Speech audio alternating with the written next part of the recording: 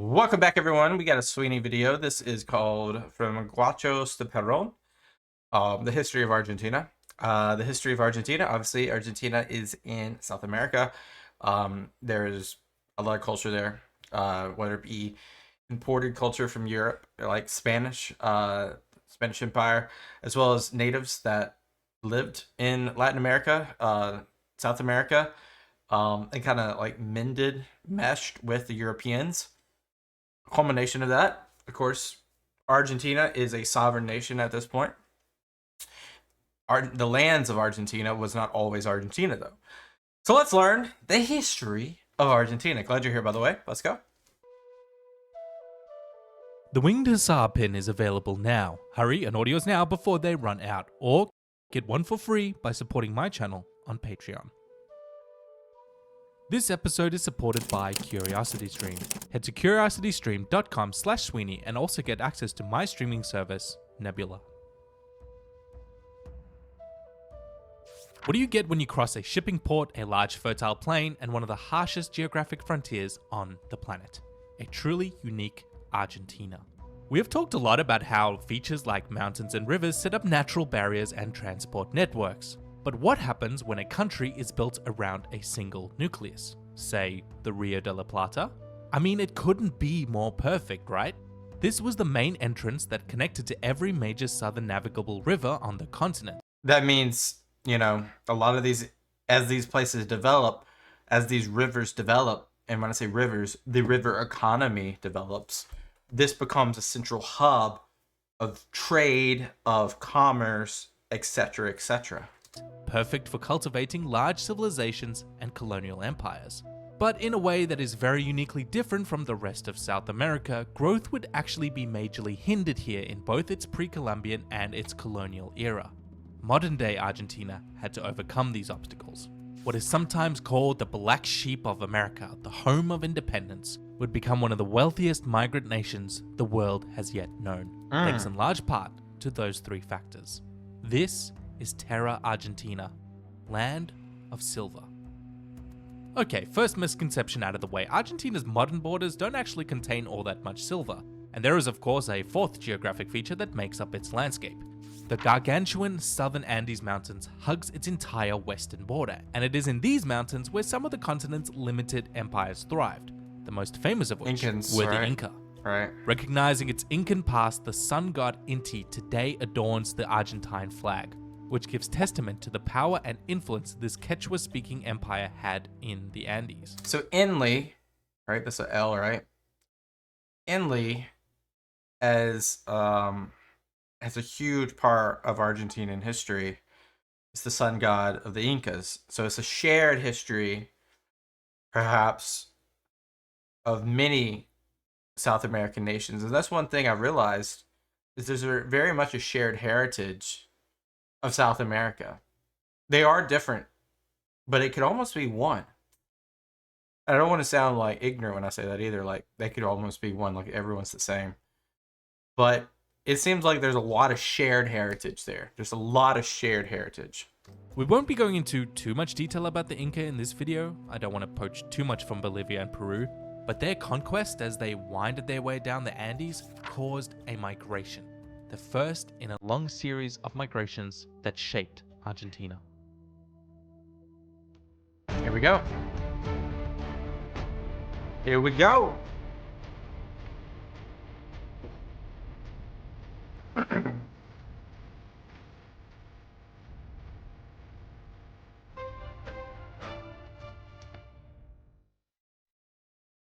Thousands of the Mapuches, themselves a semi-settlement Mapuches. Okay, we're in 1471. people, resisted the Inca or fled into the low Patagonian plateau. So many, in fact, that we actually know very little about the small number of nomadic people who already lived there, since they became thoroughly assimilated into the Mapuche life.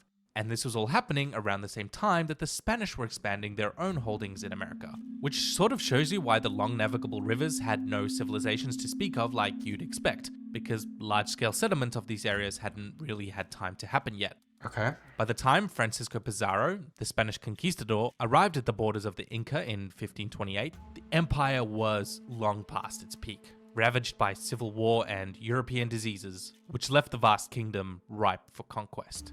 The viceroyalty of Peru was established on the bedrock of the Incan societal infrastructure, and suddenly the economic center of the continent had shifted to its capital, Lima. The Argentine coast, as you can see, is actually pretty far from this new capital, but that didn't stop many of the explorers in this region seeking alternative ports. Rumors of vast amounts of silver hidden somewhere in the continent teased these explorers for years. They know it's in there somewhere if they could just find out how to get there. Until they struck gold, or more specifically silver, at the Rio de la Plata. Giovanni Cabot was so convinced of the land's potential for wealth that he named it Terra Argentina, land. So this is where the origin etymology of Argentina comes from. Terra Argentina. Cabot was so convinced of the land's potential for wealth that he named it Terra Argentina, land of silver in Latin. And his son, Sebastian Cabot, would years later name the massive river estuary that he spent years exploring the Rio de la Plata, or River Plate, since to those in the know, plate was a nickname for silver at the time. Oh, okay. And it was in this river system that Argentina's first, albeit short-lived settlement of Santi Spiritu was established in 1527, until one of the native tribes, vetoed it. Famous Portuguese explorer Ferdinand Magellan is also credited for naming America's southern cone Patagonia, after the Patagons, a word meaning giants, a race of humongous native tribes rumored to inhabit the land. True or not true? Not the naming history, but like the people, were they extraordinary in terms of like height? But hey, at least we got a half-decent winter apparel company name out of it. Literally. You guys can't see it? Now you can. That's awesome. Falklands side note. These rocky and... Falklands side note? Oh goodness, where are we gonna go here? Yeah, by the way, this is my knowledge in the Falklands. By the way, we did a great video by historiography on the Falklands War, which occurs 440 years from 1544. But yeah, far as I know, no one lived there, right? Uninhabited islands were claimed to be discovered by the English explorers in the 16th century, which sounds credible if you ignore the French, Spanish, and Dutch claims to have done the same thing and the Portuguese maps that already recorded it being there. I'm sure this won't cause any confusion later. The Rio de la Plata's potential as a large commercial shipping port was realized almost immediately by these explorers, and it wasn't long before a few settlements had been built along its various rivers. The most famous of which, Buenos Aires, was named after the good winds that had brought the sailors safely to the land. And soon the governorate of the Rio de la Plata was formed within the viceroyalty of Peru. And here is where we get to talk about the first of the factors that would hinder its potential for growth. Firstly, it was held back by Spanish rules restricting all trade in the New World to be through the port of Lima, the So, a centralized port. capital, meaning that most of the trade done in this area was illegal. And this relegated unimportance left Buenos Aires very vulnerable to attacks from the native Indians and also the Portuguese, who curiously built two forts right across on the other side of the river. Oh, don't mind us. Nothing to see here. So reforms were eventually put forward by decree in 1776 to separate the Rio de la Plata into its own viceroyalty. Why are the Portuguese over here, by the way? Wouldn't the Treaty of Tordesillas, like, disqualify them, or they don't care? If you remember the episode on Mexico, this is part of the Bourbon reforms. Now, although this did help the port, the trade of silver specifically was still restricted to Potosi, which Buenos Aires deeply resented. So some of the settlers turned to a new industry, one where they would have more control. Beef. Surrounding the port of Buenos Aires is an area called the Pampas, one of the largest and most grazing-friendly regions on the planet. Even without the care of a drover, cattle herds would naturally reproduce and multiply into huge populations, and it wasn't long before Spanish settlers began moving into the Pampas to raise and sell livestock. Soon, the beef industry in particular became the colony's main export. But as the farming expanded, their strained relationship with the Mapuche would continue, as the frontier became more opaque. Second Falkland side note, the plot thickens. By this point, the Falklands had been settled by both the French and the British, neither of whom had known about the other. There's no way y'all don't know about that you guys are there. Yeah, the point St. Louis. There's so many St. Louis's, but there was also that South Georgia to the right of this. But Port Egmont, okay? And Port St. Louis is actually the capital of this area. I'm pretty sure that's where the capital, which is not called Port St. Louis, I'm pretty sure. The Spanish negotiated to purchase France's settlement and then expelled the British, while still recognizing their claim. But after the American War for Independence and the upcoming Peninsular War, both Spain and Britain would formally leave the colony, making it a haven for mostly small-scale fishermen, while each leaving a plaque promising to one day return. Psh, yeah right, I'm sure it'll all be fine. By now, we have a slowly thriving settlement on the cusp of creating its own self-sufficient economy. Okay. But how exactly did it become the Argentina we know today? The answer is death by 1,000 cuts. Independence movements rarely occur in isolation. There's always a myriad of factors happening somewhere in the world that leads to a colony breaking away from its empire. And Buenos Aires had never had the best relationship with Spain to begin with. So with its growing middle class in the Age of Enlightenment, the Napoleonic Wars broke out, It's always the Napoleonic War. which weakened Spain's control. The Argentines didn't take too kindly to the British showing up on their doorstep and assuming the valuable Pampas was free real estate. Buenos Aires had to fend for itself in this situation, with very little help from faraway Spain, and this started to stoke a feeling of unity among the population. The British invasion had lit a powder keg of revolution. So it's kind of like, let's stand together. This is our land. You're European. Get out of here. So it probably created that sentiment, which was boiling probably at this point.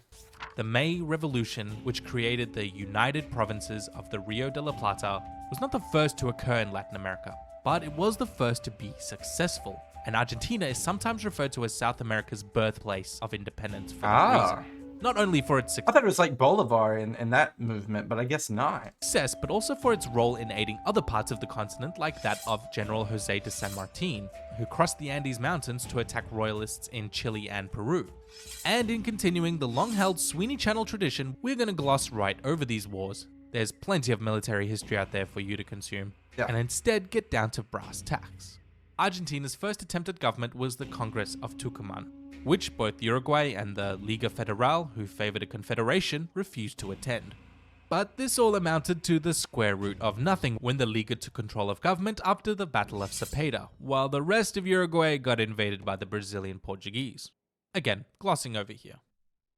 When discussing post-independence South America, we inevitably have to talk about civil war. Argentina is no exception.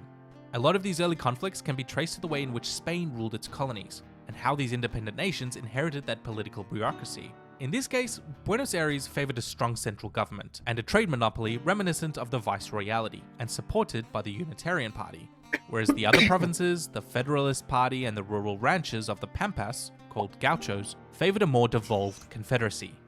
Gauchos were wild and rugged cowboys, straddling the frontier with the indigenous Patagonia. Mostly made up of mestizos who created and maintained the massive cattle industry, and they had become quite powerful by this point. Some in fact accumulated so much power and wealth that they became caudillos, the Spanish word for warlord. Oh. Remember that question we posed about what happens when an entire nation's economy is centered around one nucleus? Well, it's not really a shocker that when you have warlords, you tend to have wars. And one caudillo in particular, Juan Manuel de Rosas, managed to drum up enough support to install himself as governor and de facto dictator of the United Provinces. Okay, so we got a military dictatorship. This is like 1829.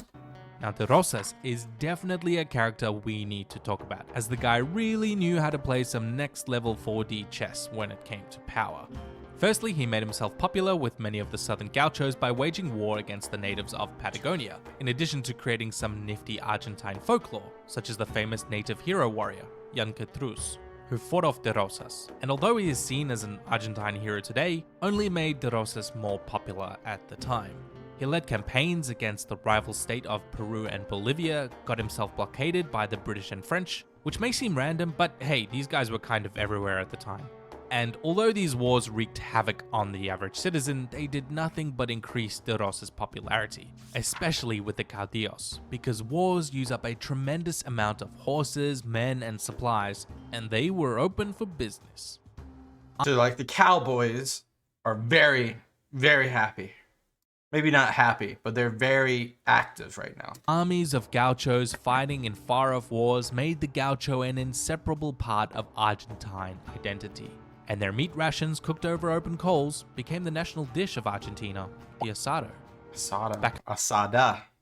Home de Rosas was a political mastermind The political mastermind here is Argentina. Okay. as well, often playing the Unitarians and the Federalists off of one another to his own benefit, like when he created the Argentine Confederation, even though he was a Buenos Aires native, to put a check on the Unitarians' power. But all good things must come to an end, and for de Rosas this would occur in 1852, where an alliance of Brazil, Uruguay, and the caudillo of the state of Entre Rios overthrew Buenos Aires at the Battle of Caseros. And that caudillo, Justo José de Urquiza, became president. Buenos Aires thought this was no bueno and seceded from the Federation, started a civil war, won that civil war, and restored the Unitarians to power. I know that might be a lot of information squeezed into a very small time frame, but the main takeaway here is that after decades of war, Buenos Aires and the Unitarians were ultimately victorious. Okay. So the Unitarians are in charge finally. Buenos Aires seems like it's more of a peaceful place now. That might be oversimplifying it. Ptolemy Mitre would become the new president of the Argentine Republic, and the age of caudillos was over. Wacky Patagonian side note. Hey, see all this stateless land inhabited by the Mapuche? Say if you were to move in there, make a couple friends, you could theoretically create and rule your very own kingdom. And that's exactly what this French lawyer, Antoine de Tournen, did in 1860. Kingdom of Argentina and Patagonia. Okay. This all lasted all of 2 years until he was captured by the Chilean government, declared insane, and expelled back to France to live out the rest of his days, vowing to his dying breath that he would one day return to reclaim his kingdom and free his people, most of whom had never heard of him. Okay, like, was there any substance there in terms of like this guy and this land? Because it seems like it was maybe not really a fact of control, more of claim. Argentinians have a saying: Los argentinos descendemos de los barcos. Argentines are descendants of the boats. The overwhelming vast majority of its population is made up of the descendants of migrants. More than half of them from Italy, followed by Spain and then Germany. This was because Yeah, we know about Germany. President Julio Roca had introduced liberal economic reforms to open up a free market economy. And for this reason, Argentina was heavily invested into by US and European industry, Bitcoin. which in turn attracted tens of thousands of working class immigrants seeking a higher standard of living, particularly for Italians who found the culture and language to be similar enough to their own. Italian and German migration was so high that it had a huge effect on its cuisine and culture and its semi-friendly relationships with fascist regimes. Wait, what? Yeah, let's put a pin in that. And get back to war and corruption. Okay. Pulling back the curtains on Argentina's early success reveals a framework of corruption and warmongering at its foundation. Devastating wars had been waged which bolstered the nation's wealth, like the conquest of the desert which subjugated the Mapuches of Patagonia. So it's probably like a similar act of like how the United States, like the Creek Wars, the wars against the Seminoles, etc., or even like in Russia with like the expansion through Siberia. It's probably just a parallel to those occurrences. And expanded the livestock industry, as well as the War of the Triple Alliance against its rival Paraguay, the deadliest conflict on South American soil to date. Really? And during all this time, it had set up a sophisticated network of corruption, which caused a great amount of wealth disparity.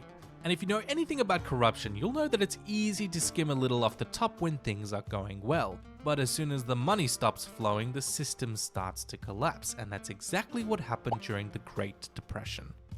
Foreign investment and migration suddenly ceased after decades of growth, and the economy seemed beyond revival. and so would begin a cycle of coups d'etats, starting the infamous decade. The infamous decade. The Nationalist Liberation Alliance, as well as the conservative landowning elite called the Concordancia, introduced widespread electoral fraud to keep themselves in power.